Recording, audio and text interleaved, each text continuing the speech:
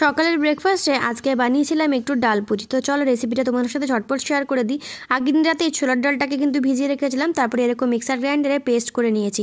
এরপরে কড়াই দিয়ে দিয়েছি একটু সাদা তেল, এটার মধ্যে কাঁচা লঙ্কা আর আদা বাটা দিয়েছি, আর ফোড়নে দিয়েছি কালো জিরে আর একটু হিং ফোড়ন। সমস্ত কিছু দিয়ে ছোলার ডালের পেস্টটা দিয়ে ভালোভাবে কিন্তু এটাকে নাড়িয়ে চাড়িয়ে নেব যতক্ষণ না পর্যন্ত একদম কিন্তু শুকিয়ে আসে। এরপরে এটার মধ্যে স্বাদ মতো নুন এবং চিনি অ্যাড করেছি, আর একটা ভাজা মশলা অ্যাড করেছি। তার মধ্যে রয়েছে ধনে, জিরে আর গোটা গরম মশলাটাকে শুকনো কড়ায় ভেজে কিন্তু গুঁড়ো করে নিয়েছি।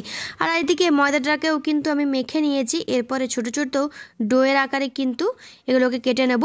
তারপরে যে পুরটা আমরা বানিয়ে রেখেছিলাম সেটাও কিন্তু অল্প অল্প করে এটার মধ্যে দিয়ে দেব। খুব বেশি পুর দেবো না, তাহলে কিন্তু বেলার সময় একদম ফেটে বেরিয়ে আসবে, খেতে কিন্তু ভালো হবে না।